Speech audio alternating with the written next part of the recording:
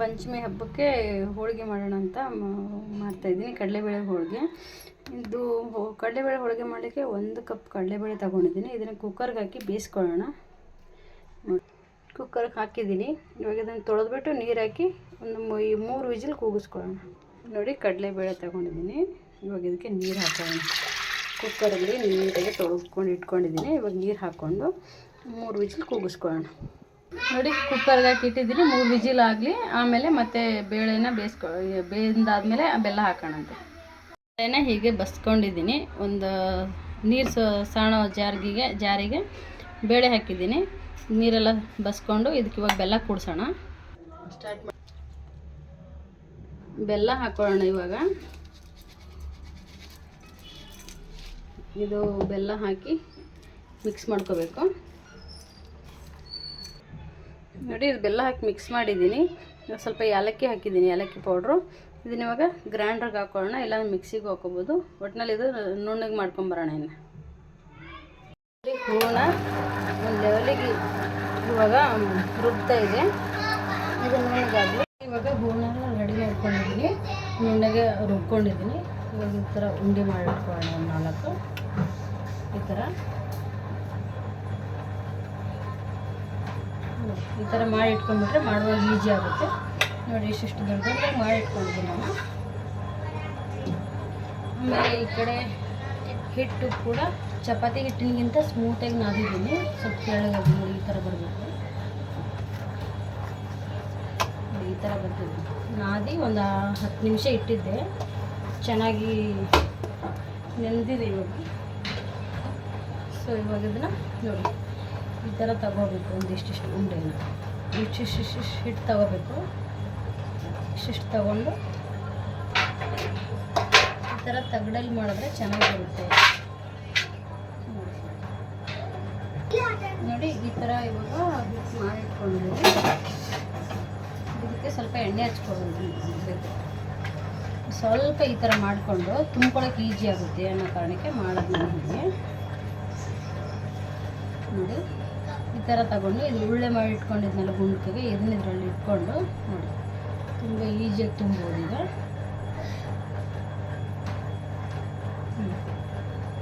ಈ ಥರ ಮಾಡಿದ್ರೆ ಮುಗಿತು. ಸೊ ನೋಡಿ, ಎಣ್ಣೆ ಹಾಕೋಬೇಕು ಕೆಳಗಡೆ. ನೋಡಿ, ಇದರಲ್ಲಿ ಲಟ್ಟಣಿಗೆಲ್ಲ ನಿಧಾನವಾಗಿ ಈ ಥರ ಮಾಡಬೇಕು. ತುಂಬ ಸ್ಮೂತಾಗಿ, ತುಂಬ ಜೋರಾಗಿ ಮಾಡೋದು ಬೇಡ. ನೋಡಿ,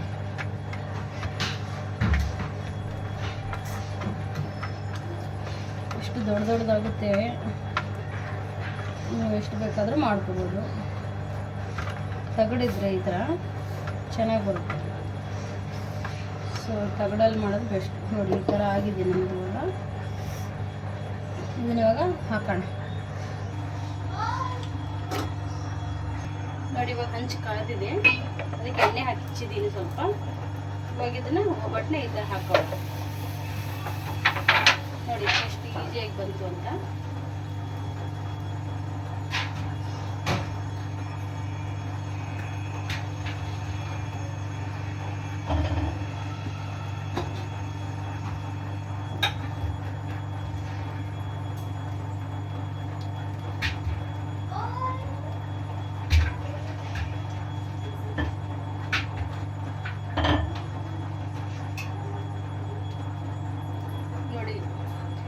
ಉತ್ತರ ಕರ್ನಾಟಕ ಸ್ಪೆಷಲ್ ಆಗಿರೋ ಕಡಲೆಬೇಳೆ ಹೋಳಿಗೆ.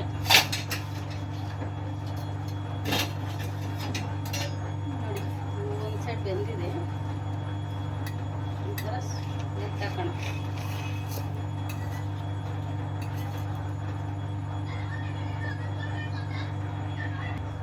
ನೋಡಿ, ಇವಾಗ ಇದನ್ನು ಎತ್ತಾಕೋಣ. ಇದನ್ನು ನೋಡಿ, ಬಂದಿದೆ.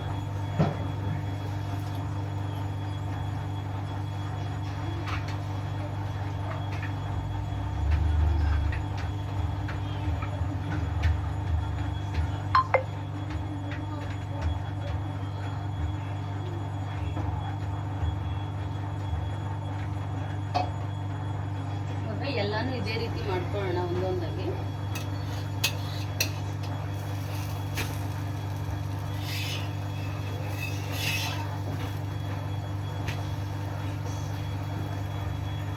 ಇವಾಗ ನೋಡಿ ಈ ಥರ ಒಳಗಡೆ ಹಾಕೊಳ್ಳೋಣ. ನೋಡಿ ಎಷ್ಟು ಈಸಿ ಐತೆ ಅಂತ.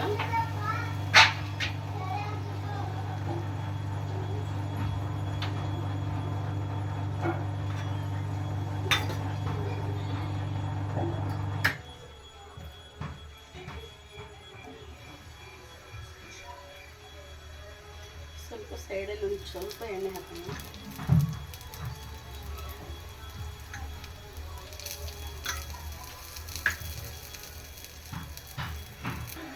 ನೋಡಿ ಇವಾಗ ಇದನ್ನು ಎತ್ತಕೋಣ.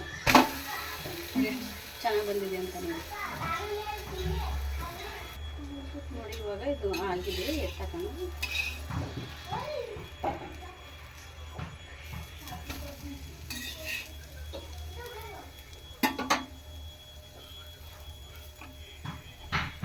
ಹೋಳಿಗೆ ರೆಡಿಯಾಗಿದೆ. ಅದ್ರ ಮೇಲೆ ಸ್ವಲ್ಪ ಬಿಸಿ ಬಿಸಿ ಹೋಳಿಗೆಗೆ ತುಪ್ಪ ಹಾಕೊಂಡು ತಿಂದರೆ ಇನ್ನೂ ಚೆನ್ನಾಗಿರುತ್ತೆ. ಕಡಲೆಬೇಳೆ ಹೋಳಿಗೆ ಉತ್ತರ ಕರ್ನಾಟಕದ ಸ್ಪೆಷಲ್ ಇದು ರೆಸಿಪಿ, ಸೂಪರಾಗಿದೆ. ಒಂದ್ಸಲ ನಿಮಗೂ ಈ ವಿಡಿಯೋ ಇಷ್ಟ ಆದರೆ ಲೈಕ್ ಕೊಡೋದನ್ನು ಮರಿಬೇಡಿ, ಬೇರೆಯವ್ರಿಗೂ ಕೂಡ ಶೇರ್ ಮಾಡಿ ಅಂತ ಹೇಳ್ತಾ ಇಲ್ಲಿಗೆ ಈ ವಿಡಿಯೋನ ಮುಗಿಸ್ತಾ ಇದ್ದೀನಿ. Thank you, bye bye, take care.